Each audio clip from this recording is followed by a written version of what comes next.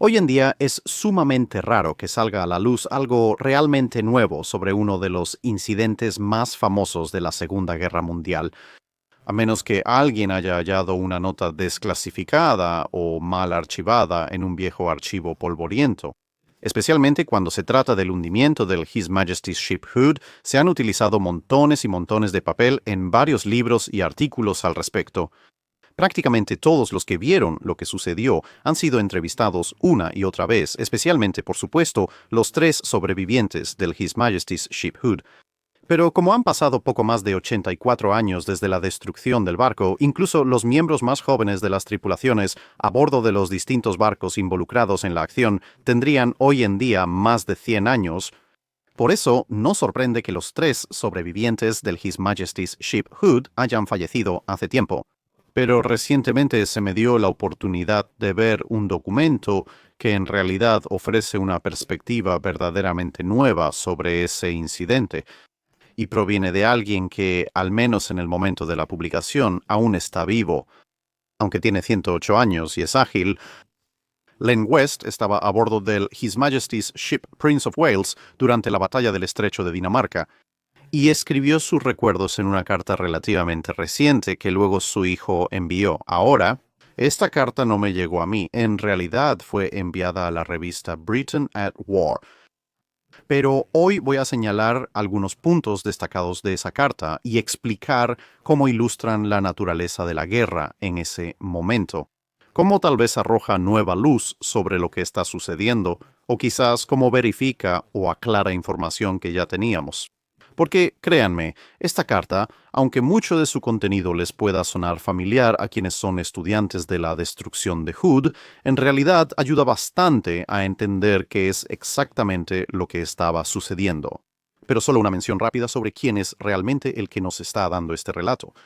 Len West fue uno de 5 hermanos que sirvieron en la Segunda Guerra Mundial, 2 en el ejército, 1 en la Guardia Nacional y 2 en la Marina. Era el cuarto hijo. Él y el quinto se enlistaron en la Marina. El primer año se fue al ejército y el del medio, el tercero, se unió a la Guardia Nacional. Y de alguna manera, por pura suerte o providencia divina, los 5 hermanos sobrevivieron, al igual que sus 3 cuñados. Esto ya era un gran logro, tanto que apareció en los titulares de la Gaceta de Eastbourne el 16 de enero de 1946. Así que nuestro relato continúa el 21 de mayo de 1941, cuando el príncipe de Gales está anclado en Scapa Flow. Y Len West señala que por la noche, a través del sistema interno de altavoces del barco, se ordenó a ambas guardias formarse para prepararse para zarpar de inmediato. En ese momento los marineros comunes del barco no sabían qué demonios estaba pasando, aparte de que se les ordenaba zarpar. Aunque, como él señala, el King George V, el quinto Victorious y el Hood estaban intercambiando señales constantemente, lo cual tiene sentido porque, por supuesto, el King George V era donde estaba el almirante Toby. El Hood era el buque insignia del almirante Holland, y el Victorious, como portaaviones nuevo, pudo haber sido asignado o no a la fuerza. Obviamente, como resultó, el Hood y el príncipe de Gales fueron los que se enviaron al mar, salieron. También señala que el principal rumor en las cubiertas inferiores era que el Hood y el príncipe de Gales integraban una fuerza de bombardeo para intentar invadir el continente. Eso puede parecer ridículo para nosotros al mirar atrás a la Segunda Guerra Mundial en 1941. Claro, Gran Bretaña no pensaba invadir Europa en ese momento, tras lograr apenas la evacuación de Dunkerque menos de un año antes. Pero esto es un reflejo de cómo era realmente estar ahí. Hoy en día es fácil pensar, sí, esta es una batalla muy grande e importante. Seguramente todos sabían lo que estaba pasando. No, había mucho secreto operacional. Todo lo que los hombres sabían era que les estaban ordenando salir del puerto con muy poca anticipación. ¿A dónde van? ¿Qué se supone que deben hacer? No tienen idea. Lo cual, para ser honesto, es seguridad operativa básica. Pero al día siguiente, el capitán Leach les informó una vez que el barco estaba en el mar y les dijo que iban tras el Bismarck. Y conforme al plan del almirante Holland, él señala que les dijeron que, idealmente, iban a interceptar al Bismarck y al príncipe Eugen en algún lugar justo después de la medianoche del viernes. Porque, recuerda, el plan original era un ataque nocturno a corta distancia. Ahora avanzamos rápidamente al 24 de mayo y obtenemos una pequeña vista desde las cubiertas, por así decirlo. Él dice que la tripulación del Príncipe de Gales estaba de buen ánimo. Es el buque capital más grande del mundo en ese momento, un acorazado rápido nuevo, enfrentando a un acorazado y un crucero pesado. Y tienen al Norfolk y al Suffolk apoyando. Puedes entender por qué van a estar bastante confiados. Además, en este momento también cuentan con algunos destructores. Cuando llega la medianoche del viernes, el Príncipe de Gales pasa a puestos de combate. Están confinados, así que no pueden deambular por el barco, pero se les permite dormir en su puesto, para que estén frescos y listos cuando inicie la acción. Ahora, por supuesto, como sabemos, la intercepción nocturna no sucede, y cuando amanece, recibimos una nota muy interesante, como él dice. A medida que amanecía, notamos que era como un día de invierno ártico. Había estado nevando, el cielo estaba nublado y el mar estaba furioso. Esto en realidad es muy útil, porque aparte de algunas imágenes de video de baja resolución de Príncipe Eugenio y una o dos fotos también de baja resolución tomadas ese día, no tenemos ningún registro visual de cómo estaba el clima, y las preguntas sobre cómo era realmente el clima usualmente terminan refiriéndose a los registros del barco. Obviamente los registros del Príncipe de Gales en el caso británico, ya que el clima puede variar mucho, las distancias entre las formaciones británicas y alemanas y el registro del Príncipe de Gales, que es escaso en detalles sobre el clima, ayudan a aclarar cómo se vivió el clima esa mañana. Particularmente en relación con el estado del mar, que obviamente no se registra como, era estado del mar 6 o algo así, pero que los mares estaban bastante agitados. Lo que significa que si estás haciendo recreaciones de la batalla del Estrecho de Dinamarca, tienes que tomar eso en cuenta en tus representaciones para ser preciso. Y también ayuda a explicar la naturaleza de parte del enfrentamiento a medida que avanzaba el tiempo. Para ser justos, podrías haber deducido la mayoría de esas condiciones climáticas de fuentes previas, pero habrías tenido que reunir varias y hacer algo de interpolación. Mientras que esto es agradable, conciso y literalmente desde la vista de la cubierta. Ahora, para aquellos de ustedes que estén interesados, el puesto de combate al que fue asignado Len West parece estar con la batería de Pom Pom. Durante la batalla del Estrecho de Dinamarca, el Prince of Wales tenía 4 pom-poms octuples, y estos estaban montados en pares sobre una plataforma a cada lado del mástil de proa, que formaba parte de la superestructura delantera, pero justo detrás de la torre principal del puente. Y esto era bastante útil, ya que, por supuesto, le daba a Len una buena vista de los alemanes si estaba en el lado de estribor. Pero simplemente dando unos pasos al otro lado, básicamente pasando por debajo del mástil trípode de proa y detrás de la torre del puente, podía terminar en el lado de babor de la plataforma Pom Pom, lo que me daba buena vista del Hood. Al ver a ambos bandos abrir fuego, decidió ir para ver al Hood disparar. Asomarse por la torre del puente para ver los cañones del Príncipe de Gales. Ver el fuego implicaba, básicamente, ponerse frente a un cañón pom-pom de 40 milímetros.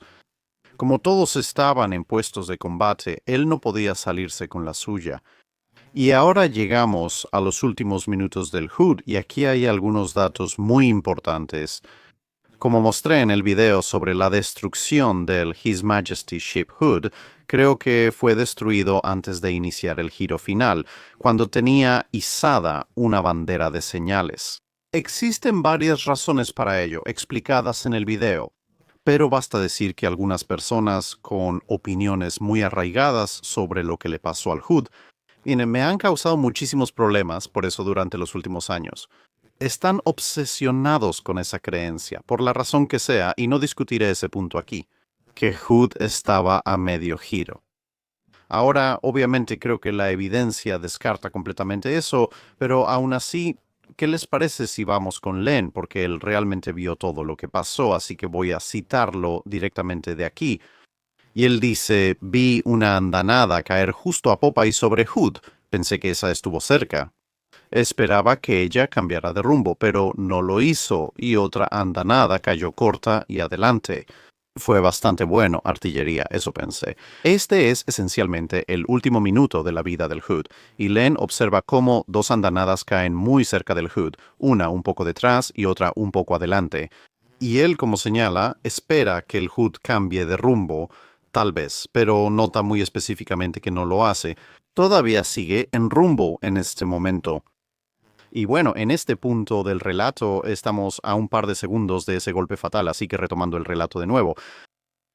Unos segundos después, vi dos salpicaduras de proyectiles detrás del Hood y esperaba que el resto de esa salva cayera detrás, pero los proyectiles no lo hicieron. De pronto, los ventiladores soltaron llamas. Creí que era un pequeño incendio por un proyectil explotado. Hasta entonces habíamos salido ilesos, pero dañamos al príncipe Oaked, y eso pensaba la tripulación del príncipe de Gales. Los cañones del Hood se estaban elevando para su próxima andanada, escupieron llamas y humo. Mis compañeros y yo estábamos atónitos. Apenas había disparado cuando recibí el mayor susto de mi vida. Hubo una explosión tremenda. El Hood quedó oculto a la vista por el humo y las llamas. Ahora esto es realmente interesante porque podemos comparar esto con el relato del Capitán Leach a bordo del His Majesty's Ship. Príncipe de Gales, en esta etapa está a unos 6 metros delante de Len y entre 6 y 9 metros más arriba en el puente. Además nos deja una valiosa lección sobre la perspectiva. Porque el Capitán Leach señala que dos proyectiles de la última andanada del Bismarck caen un poco cortos del Hood y uno un poco más allá. Pero el cuarto proyectil, aunque no sabemos cuál fue en la secuencia, supongamos para el argumento que el cuarto proyectil es el que impacta al Hood, y ese es el que importa. Obviamente no ves un impacto en el C4, o más precisamente no ves nada. La explosión del proyectil genera una gran columna de agua en el mar. El impacto real del proyectil habría sido mucho menor en el gran esquema de las cosas. Según Len, solo ve dos proyectiles explotar en el mar y levantar columnas de agua, pensando que caen algo a popa del Hood. Él no reporta el tercer proyectil que Leach sí menciona explotando sobre el Hood en el lado opuesto, y por supuesto luego ve que el Hood empieza a explotar. Ahora, ¿por qué dije que esto es una buena lección de perspectiva? Bueno, recuerda, aunque su orientación relativa hacia el Hood es más o menos la misma, la diferencia en los pequeños detalles de este relato casi con certeza tiene que ver con la diferencia de elevación. Len está sobre la cubierta principal del Prince of Wales en la plataforma del Pom-Pom, pero Leach está más alto. Así que creo que para sincronizar ambos relatos, lo que sucede es que ambos hombres ven los dos proyectiles que caen un poco cortos del Hood. Desde el punto de vista de Len, cree que están algo a popa, pero para Leach están al nivel del Hood. Esa es la perspectiva humana cuando se trata del proyectil que pasó por encima del Hood y cayó justo a su costado de babor. Creo que lo que está pasando ahí es el punto de vista de Leach. Estar más arriba y con un campo de visión amplio desde el puente significa que probablemente vio la parte superior de esa columna, a diferencia de estar más abajo. Creo que desde la perspectiva de Len, probablemente lo que está pasando es que la masa del Hood está bloqueando la mayor parte de la columna de su vista y, como resultado, no la está percibiendo. Teóricamente, si estuvieras en su lugar y la buscaras, podrías ver la parte superior de la columna tras la superestructura del Hood. Pero, obviamente, en el calor del momento es comprensible que no se haya dado cuenta de eso. También tenemos una línea de tiempo en la que el fuego alrededor de los ventiladores, esa llama tipo soplete que menciona Leach, ocurre. Luego, los cañones de Hood disparan, y él no dice exactamente si son los cañones delanteros o todos los cañones. Algunos relatos de personas en El Príncipe de Gales contradicen si los cañones traseros dispararon antes de que Hood explotara. Pero lo que sí descubrimos es que justo después de ese disparo, ya sea que hayan sido 4, 6 u 8 cañones, es cuando ocurre la explosión masiva. Continúa, dice él. Un compañero señaló, ella está bien. Miré y vi la proa del Hood emerger del humo y, naturalmente, también pensé que ella estaba bien. Y que la explosión se debió a que un compartimiento de municiones de ángulo alto en la cubierta superior explotó. ¿Serían los pañoles o compartimientos inmediatos de municiones de 4 pulgadas? Mis esperanzas se desvanecieron al ver cómo la proa se elevaba y volvía a hundirse lentamente. Esto coincide con otros observadores en El Príncipe de Gales y sobrevivientes del His Majesty's Ship Hood, porque después de esa gran explosión, lo primero que se reporta en el puente del Hood no es que hubo una explosión masiva, sino que se perdió el control del timón. Y todos están un poco perplejos sobre el por qué. Después el HUD se inclina un poco hacia un lado, luego hacia el otro, y es en la segunda inclinación. Y cuando el barco empieza a cabecear así, realmente se vuelve claro en el puente del HUD que de hecho ha sido alcanzado fatalmente. Y curiosamente, esa cantidad de tiempo permite justamente otra cosa famosa que se menciona sobre el hundimiento del HUD, que es que mientras se va hundiendo, la gente ve que las torretas de proa disparan, o al menos algunas de ellas lo hacen. No se menciona en este relato, pero el hecho es que hubo una explosión, y el HUD tiene suficiente tiempo para que al menos una buena parte de él salga de la zona de la explosión, como lo presenció Len. Y como acabamos de describir desde la perspectiva de HUD, toma un tiempo para que todos se den cuenta de que algo salió terriblemente mal. Eso sí sugiere que ha pasado suficiente tiempo para la parte delantera. Las tripulaciones de los cañones que dispararon poco antes de la explosión probablemente ya tenían la siguiente andanada lista y cargada antes de percatarse de que algo salió terriblemente mal. Porque ten en cuenta que cuando estás encerrado en la torreta vas a tener aún menos idea de lo que está pasando afuera. Las personas en el puente del HUD al menos podían ver el ángulo de escora y balanceo alcanzado por el HUD, mientras que en la torreta tendrías que empezar a cabecear y balancearte bastante fuerte antes de que la gente notara que algo estaba fuera de lo normal. Len luego continúa señalando: obviamente, el príncipe de Gales toma medidas evasivas para no chocar con los restos del HUD y, por supuesto, el puente del príncipe de Gales es alcanzado. Len lo registra como explosión, pero sabemos que el proyectil del Bismarck que impactó el puente no explotó. Es un proyectil de más de 1 tonelada que entra a velocidades supersónicas. Eso atravesó la torre del puente y salió al otro lado. Para quienes estén en la cubierta de los cañones antiaéreos, los efectos serán casi iguales a una gran explosión. Y de hecho, todos allá abajo se tiran al suelo y los escombros empiezan a caer a su alrededor. Luego, Len describe las últimas etapas de la acción del príncipe de Gales con el Bismarck y que perdieron contacto alrededor de las 8:45, momento en el que les relevan de los puestos de combate. Luego sube al puente y ve de primera mano el desastre que era el puente. Luego, un proyectil atravesó. Además, él tiene una conexión personal con lo ocurrido en el puente, porque uno de los hombres que estaba ahí, un tipo llamado Dids, en realidad había vivido en la misma calle que él antes de la guerra y ahora estaba muerto. Él comenta que otro hombre murió en el puente poco después por sus heridas. El marinero Abel Slater estuvo en el His Majesty's Ship Hardy cuando se perdió en la batalla de Narvik el año anterior. Así termina la acción del príncipe de Gales en el estrecho de Dinamarca. Pero luego hay unos párrafos extra en la carta donde Len nos cuenta sobre las últimas etapas mientras el príncipe de Gales persigue al Bismarck. Se suele olvidar que el príncipe de Gales y el Bismarck intercambiaron fuego varias veces más antes de que el príncipe de Gales se retirara. Menciona una ocasión en la que, cerca de las 21:00 horas, fueron enviados a sus puestos de combate. Esto ocurre más adelante, durante la persecución. Y menciona algo muy interesante, que estaban disparando usando lo que él llama el aparato RDF, es decir, el radar. Y menciona que los operadores de RDF podían ver en sus pantallas. Cada vez que la golpeábamos, le dijeron que habían alcanzado al Bismarck menos de 3 veces. Ahora, por supuesto, sabemos que históricamente, en realidad no se logró ningún impacto. Otras personas a bordo del His Majesty's Ship Príncipe de Gales en ese enfrentamiento también creyeron que habían alcanzado al Bismarck. Pero lo más interesante aquí es que en realidad están disparando usando radar, así que en mayo de 1941 realmente están usando el radar como control principal de artillería, y que las pantallas de radar en realidad están mostrando el pico de las explosiones de los proyectiles al impactar. Y principalmente, al parecer, se basa en la intersección de donde están cayendo los proyectiles, y el Bismarck en la pantalla de radar, que están haciendo la evaluación de que en realidad han alcanzado al Bismarck, y sabemos que los proyectiles sí cayeron muy, muy cerca, así que eso probablemente explica el error en la observación. Pero aún así, el uso del radar de artillería en esta etapa temprana de la guerra a una distancia considerable, las otras fuentes señalan que el enfrentamiento es a unos 20.000 yardas, lo cual es muy, muy interesante. Y luego, un último detalle que pensé en resaltar para este video es que él señala que obviamente allá abajo en las pompones escuchan aviones acercándose. Se preparan en los cañones, pero luego les dicen que no disparen. Son aliados, y él señala que son Swordfish, bombarderos torpederos que están pasando, y esos son, por supuesto, los aviones del His Majesty's Ship.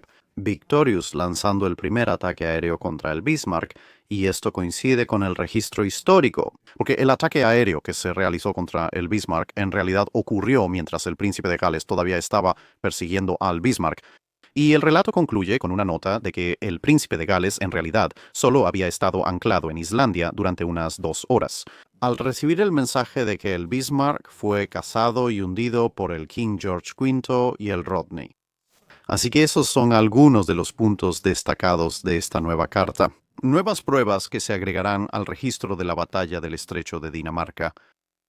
Por supuesto, un enorme agradecimiento a Len West por compartir sus pensamientos sobre el asunto después de tantos años y, por supuesto, a su hijo por enviarlo para su publicación más amplia.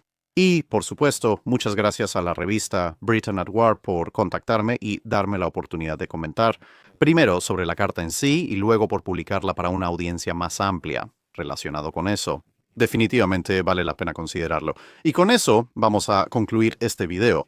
Gracias por ver y escuchar. Espero verlos pronto en otro video. Adiós.